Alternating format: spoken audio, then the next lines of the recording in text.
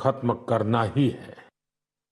साथियों, ऑपरेशन सिंदूर के दौरान हमारी सेनाओं ने जो पराक्रम दिखाया है, उसने हर हिंदुस्तानी का सिर ऊंचा कर दिया है।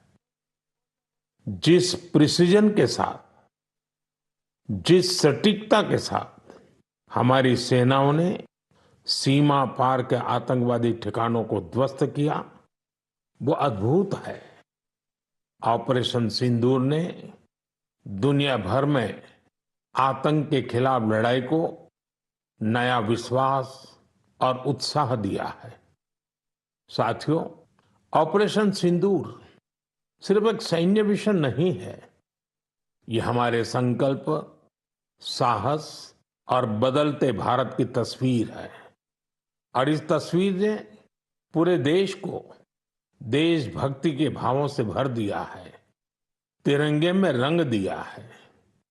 आपने देखा होगा, देश के कई शहरों में, गांवों में, छोटे छोटे कस्बों में तिरंगा यात्राएं निकाली गई। हजारों लोग हाथों में तिरंगा लेकर देश की सेना, उसके प्रति वंदन अभिनंदन करने निकल पड़े। कितने ही शहरों में सिविल डिफेंस वॉलेंटियर बनने के लिए बड़ी संख्या में युवा एकजुट हो गए। और हमने देखा, चंडीगढ़ के वीडियो तो काफी वायरल हुए थे।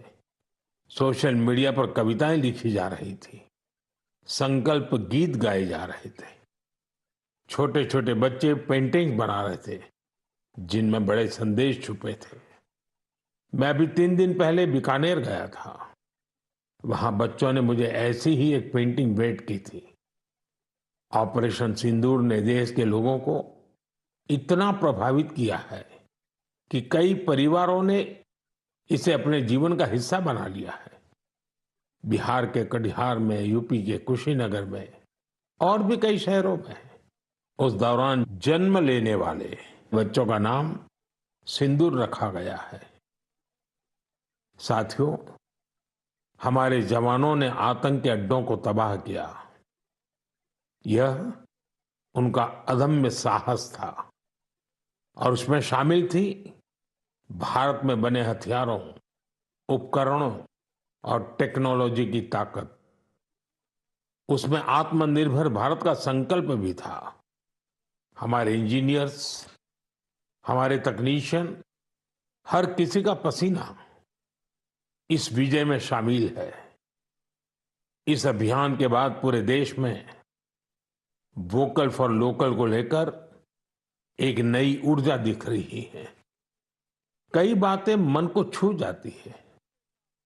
एक माँ बाप ने कहा, अब हम अपने बच्चों के लिए सिर्फ भारत में बने खिलौने ही लेंगे।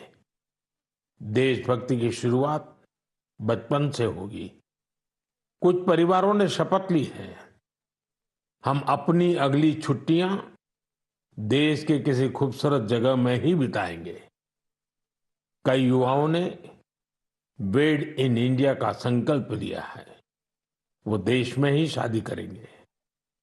किसी ने ये भी कहा है, अब जो भी गिफ्ट देंगे वह किसी भारतीय शिल्पकार के हाथों से बना होगा। साथियों, यही तो है भारत की असली ताकत, जन मन का जुड़ाव, जन भागीदारी। मैं आप सबसे भी आग्रह करता हूं, आइए इस अवसर पर एक संकल्प लें। हम अपने जीवन में जहां भी संभव हो देश में बनी चीजों को प्राथमिकता देंगे। यह सिर्फ आर्थिक आत्मनिर्भरता की बात नहीं है, यह राष्ट्र के निर्माण में भागीदारी का भाव है। हमारा एक कदम भारत की प्रगति में बहुत बड़ा योगदान बन सकता है। साथियों, बस से कहीं आना जाना कितनी सामान्य बात है, लेकिन मैं आपको एक ऐसे गांव के बारे में बताना चाहता हूं जहां पहली बार एक बस पहुंची। इस दिन का वहां के लोग वर्षों से इंतजार कर रहे थे और जब गांव में पहली बार बस पहुंची तो लोगों ने ढोल नगाड़े बजाकर उसका स्वागत किया। बस को देखकर लोगों की खुशी का ठिकाना नहीं था। गांव में पक्की सड़क थी, लोगों को जरूरत थी, लेकिन पहले कभी यहां बस नहीं चल पाई थी। क्यों? क्योंकि ये गांव माओवादी हिंसा से प्रभावित था। यह जगह है महाराष्ट्र के गढ़चिरौली जिले में, और इस गांव का नाम है काटेजरी। काटेजरी में आए इस परिवर्तन को आसपास के पूरे क्षेत्र में महसूस किया जा रहा है। अब यहां हालात तेजी से सामान्य हो रहे हैं। माओवाद के खिलाफ सामूहिक लड़ाई से अब ऐसे क्षेत्रों तक भी बुनियादी सुविधाएं पहुंचने लगी हैं। गांव के लोगों का कहना है कि बस के आने से उन लोगों का जीवन बहुत आसान हो जाएगा। साथियों, मन की बात में हम छत्तीसगढ़ में हुए बस्तर ओलंपिक और माओवाद प्रभावित क्षेत्रों में साइंस लैब पर चर्चा कर चुके हैं। यहाँ के बच्चों में साइंस का पैशन है, वो स्पोर्ट्स में भी कमाल कर रहे हैं। ऐसे प्रयासों से पता चलता है कि इन इलाकों में रहने वाले लोग कितने साहसी होते हैं। इन लोगों ने तमाम चुनौतियों के बीच अपने जीवन को बेहतर बनाने की राह चुनी है। मुझे यह जानकर भी बहुत खुशी हुई कि 10वीं और 12वीं की परीक्षाओं में दंतेवाड़ा जिले के नतीजे बहुत शानदार रहे हैं।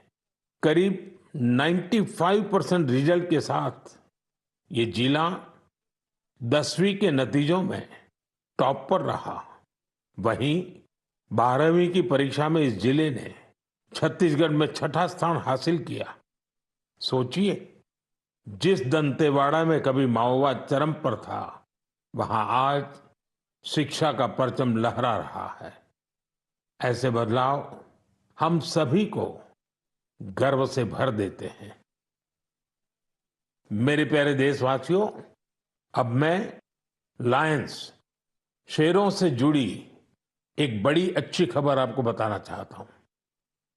पिछले केवल 5 वर्षों में गुजरात के गीर में शेरों की आबादी 674 से बढ़कर 891 हो गई है। 674 से एक बड़ी अच्छी खबर आपको बताना चाहता हूं। पिछले केवल 5 वर्षों में गुजरात के गीर में शेरों की आबादी 674 से बढ़कर 891 हो गई है।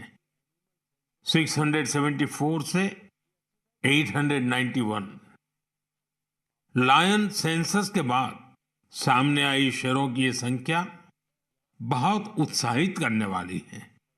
साथियों, आप में से बहुत से लोग यह जानना चाह रहे होंगे कि आखिर ये एनिमल सेंसस होती कैसे है।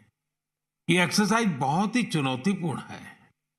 आपको यह जानकर हैरानी होगी कि लायन सेंसस 11 जिलों में 35,000 वर्ग किलोमीटर के दायरे में की गई थी।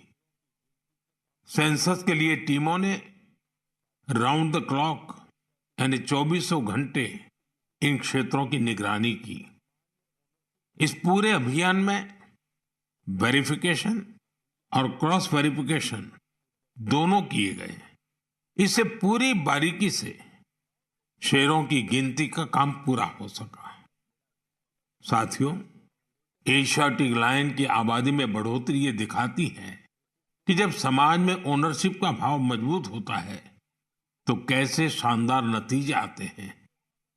कुछ दशक पहले गीर में हालात बहुत चैलेंजिंग थे, लेकिन वहां के लोगों ने मिलकर बदलाव लाने का बीड़ा उठाया।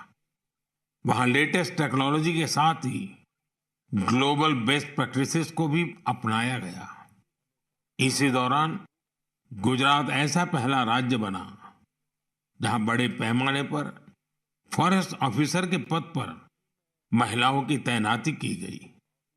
आज हम जो नतीजे देख रहे हैं उसमें इन सभी का योगदान है। वाइल्ड लाइफ प्रोटेक्शन के लिए हमें ऐसे ही हमेशा जागरूक और सतर्क रहना होगा। मेरे प्यारे देशवासियों, 2-3 दिन पहले ही मैं पहली राइजिंग नॉर्थ ईस्ट समिट में गया था। उससे पहले हमने नॉर्थ ईस्ट के सामर्थ्य को समर्पित अष्टलक्ष्मी महोत्सव भी मनाया था। नॉर्थ ईस्ट की बात ही कुछ और है। वहां का सामर्थ्य, वहां का टैलेंट वाकई अद्भुत है। मुझे एक दिलचस्प कहानी पता चली है क्राफ्टेड फाइबर्स की। क्राफ्टेड फाइबर्स ये सिर्फ एक ब्रांड नहीं, सिक्किम की परंपरा, बुनाई की कला और आज के फैशन की सोच, तीनों का सुंदर संगम है। इसकी शुरुआत की डॉक्टर चेवांग नोरबू भूटिया ने। पैसे से वो वेटरनरी डॉक्टर है और दिल से सिक्किम की संस्कृति के सच्चे ब्रांड एम्बेसडर। उन्होंने सोचा क्यों न बुनाई को एक नया आयाम दिया जाए, और इसी सोच से जन्म हुआ क्राफ्टेड फाइबर का। उन्होंने पारंपरिक बुनाई को मॉडर्न फैशन से जोड़ा और इसे बनाया एक सोशल एंटरप्राइज। अब उनके यहाँ केवल कपड़े नहीं बनते, उनके यहाँ जिंदगियां बुनी जाती हैं। वे लोकल लोगों को स्किल ट्रेनिंग देते हैं, उन्हें आत्मनिर्भर बनाते हैं। गांवों के बुनकर, पशुपालक और सेल्फ हेल्प ग्रुप्स, इन सबको जोड़कर डॉक्टर भूटिया ने रोजगार के नए रास्ते बनाए हैं। आज स्थानीय महिलाएं और कारीगर अपने हुनर से अच्छी कमाई कर रहे हैं। क्राफ्टेड फाइबर्स के शॉल, स्टॉल, दस्ताने, मोजे सब लोकल हैंडलूम से बने होते हैं। इसमें जो ऊन का इस्तेमाल होता है वो सिक्किम के खरगोशों और भेड़ों से आता है। रंग भी पूरी तरह प्राकृतिक होते हैं, कोई केमिकल नहीं, सिर्फ प्रकृति की रंगत। डॉक्टर भूटिया ने सिक्किम की पारंपरिक बुनाई और संस्कृति को एक नई पहचान दी है। डॉक्टर भूटिया का काम हमें सिखाता है कि जब परंपरा को पैशन से जोड़ा जाए तो वो दुनिया को कितना लुभा सकती है।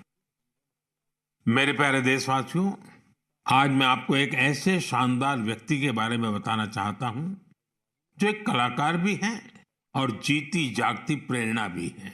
नाम है जीवन जोशी। उम्र 65 साल।